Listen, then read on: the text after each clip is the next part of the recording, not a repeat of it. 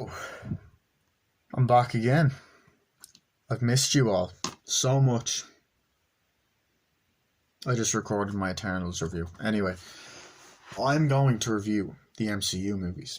I'm going to start off with reviewing the first one, and one of the best ones, Iron Man. Iron Man is a fucking great movie. It is an amazing superhero film. It's such a great way to kick off the Marvel Cinematic Universe. This movie, I feel, stands on its own so well. Like, it doesn't focus on setting up the universe too much. It focuses on telling a good story and being its own thing. And a character that wouldn't be as, like, he wasn't as loved as Spider-Man or the Hulk when this first came out. Oh, lads, I feel it coming. I feel it. Oh, sorry about that. Oh, Jesus, there's another one now, hey. So, what am I doing? Basically, I just feel like this movie, it was just its own thing. There's not too much setup for the Avengers or the larger universe. There is a bit of it. There's not a whole lot. I like how it stands its own, and I love origin stories. That's my review. Okay, I'm joking. So basically, Iron Man was directed by Jon Favreau, who previously directed Swingers with him and Vince Vaughn, and he directed Zathura Space Adventure, which was a spin-off to Jumanji, and he directed Elf. He went on to direct The Lion King, which was, I haven't seen it yet actually. The Lion King, Jungle Book, Chef, which is a movie I really love, and he went on to direct the sequel to this movie. So yeah, but Iron Man's basically about a millionaire, playboy, philanthropist, whatever. Tony Stark has it all. Basically, very famous. Has his own technology, whatever. Has his own weapons division. Very respected, well loved, famous guy. Very arrogant. Bit of a womanizer at the beginning. He sleeps with like women and like has one night stands a lot. Basically, has it all, right? Has a best friend named Rhodey who works for the military. Has a girl that works for him named Pepper Potts, as like a secretary or whatever. Has his own AI named Jarvis. He basically, and has his own other assistant named Happy Hogan, played by Jon Favreau himself.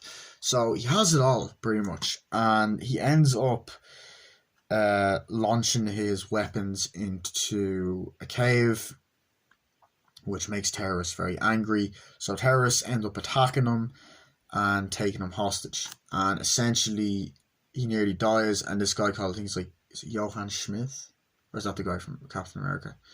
I'm gonna turn a light on because it's getting pretty dark. Still fucking dark, Jesus. So essentially, he makes him an arc reactor which keeps him alive, and he's being held captive by these terrorists. So he basically has to escape. He builds his own prototype of the Iron Man suit, escapes, they find him, and he wants to shut down the weapons company. Now there's another guy in the movie that he works alongside that presents him an award at the start of the movie by the name of Obadiah Stane. It's played by the great Jeff Bridges, who I've loved in movies like The Big Lebowski, The Fisher King, Hell or High Water, Kingsman: The Golden Circle, a lot of great movies. He's in this movie, he plays the main villain, Obadiah Stane. Spoiler alert. Spoil that, whatever. Look, it came out in 2008, right? Shut up. So, basically, he's not against shutting down the technology. And essentially, Tony Stark wants to start doing better because he sees there's all these terrorist attacks happening. So he decides to make his own Iron Man suit, tests it out with the shooting and the flying, and it doesn't always go well at first, which is one of the things I like about it. I think it's really fun seeing him become Iron Man, test certain things out like the flight, and then like he flies and hits the wall, does the different tests. You have the dummy, and he's like, "Why are you doing that? Stop it! Please stop doing that." Dummy.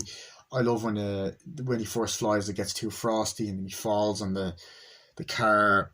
I love when I think we should go for red, and then he paints it red and goes out, and then like he's taking the fucking the things taking it off and all that, and then Pepper walks in. He's like, "Let's face it, this is not the worst thing you caught me doing."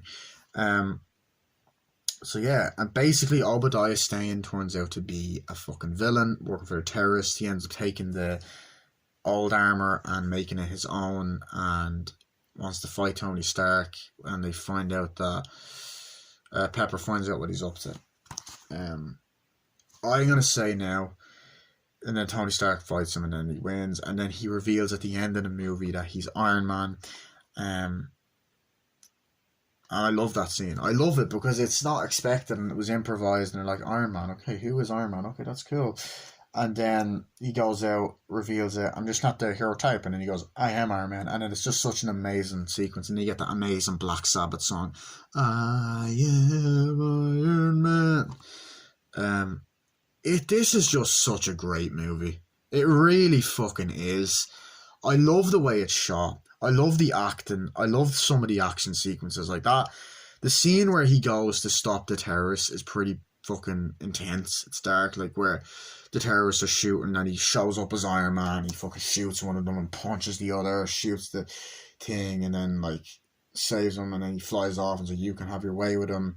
And then he shoots the tank and walks away from the explosion. It's fucking badass. And then they're flying, and then Rhodey's there in like the military place flying, and they're flying the planes, and then he's on a man, and they try to shoot him. He's like, Rhodey, he's like, Tony, where are you? I'm out somewhere, or whatever. And then the thing shoots the plane, and then he has to try and save it. And it's like, you crazy son of a bitch. I like the relationship he has with Rhodey in this movie. I think it's great. For me. He was played by Terrence Howard in the movie. He was fired because like disagreements with Marvel or something. I don't think they had. I just didn't want him for the second one, but he's not been very happy with what happened. Like even near the end of the movie when he's helping Stark out, the War Machine suit is there, and he's like, "Next time, baby." There won't be a next time. So yeah. I love that. I like at the start of the movie, come on, honey bear, when he's gambling and he doesn't even show up to his own award. Well, I'm not Tony Stark, and he's like, come on, honey bear. It's funny. And he flirts with the girl at the start, has sex with her, and then she's a reporter, and then she sees Pepper Potts. I like how Pepper Potts and Iron Man and Tony Stark don't get together in this movie. They flirt at like a party. She kind of helps him out at the end. I do like the finale in this movie where they're fighting on the highway and he tries to kill him. Bye, Tony. And then he ends up electrocuting and getting blown up. I really love it. I love the finale. He picks up the family of the car.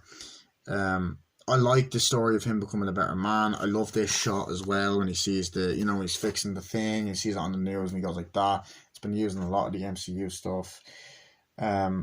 I love one of my favourite lines is he got this guy, an actor, the actor that played Ralphie in, I was about to say a children's story, A Christmas Story, comes in and like he's like, is this technology working? He's like, we don't have it. Technology doesn't exist. And then he says, Tony Stark was able to build this in a cave with a box of scraps. It's like, I'm sorry, I'm not Tony Stark. And we later see that guy again in Spider-Man Far From Home. The after credit scene I love with Nick Fury coming in, played by Samuel L. Jackson. He's like, I am Iron Man. He's like, who the hell are you? Nick Fury. He's like, what's it? You think you're the only superhero in the world? He's like, Mr. Stark, you've become part of a greater universe. You just don't know it yet. And he's like, who are you? Nick Fury, director of S.H.I.E.L.D.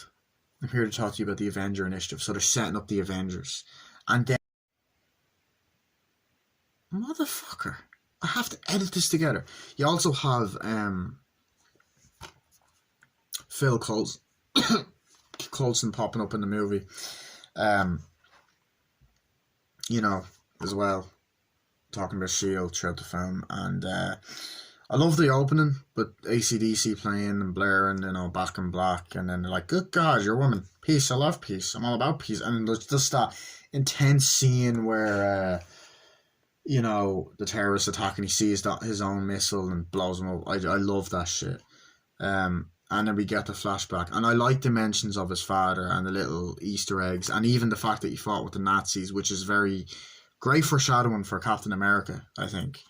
But like it's so subtle, it's not all like in there a lot. I like Jarvis, like, yes sir, let's do this, sir. I love the bit where Pepper goes in and turns off his music, and he's listening to fucking Suicidal Tendencies, like,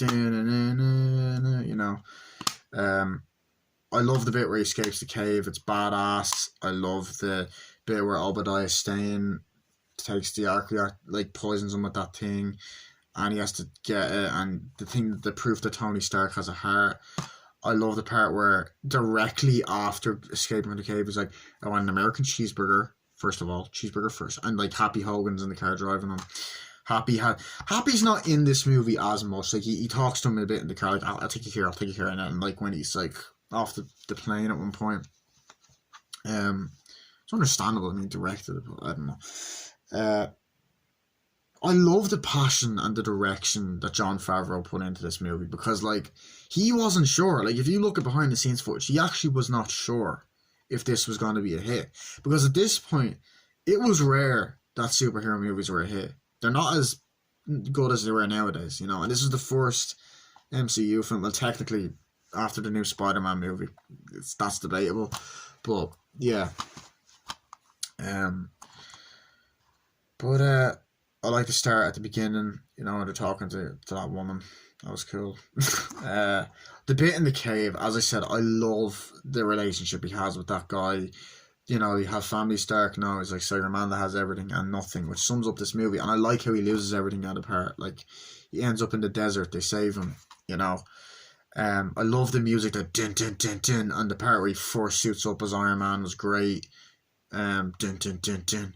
Dun, dun, dun, dun. I think Tony Stark as a character is interesting. I love the AC/DC soundtrack. Phil Coulson's edition was actually great for the movie, and just stands on its own so well. And it's dark. Like it's not afraid to take risks. Have sex scenes. Have fucking him fucking terrorists up. Having it feel like it's in the real world, realistic. I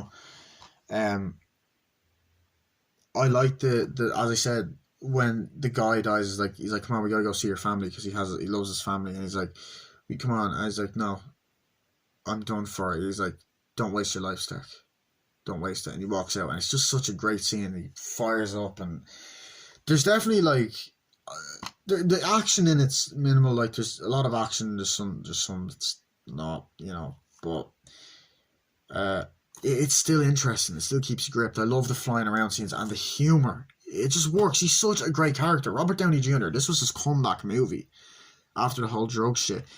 And he done a great job. He really fucking done a great job with this.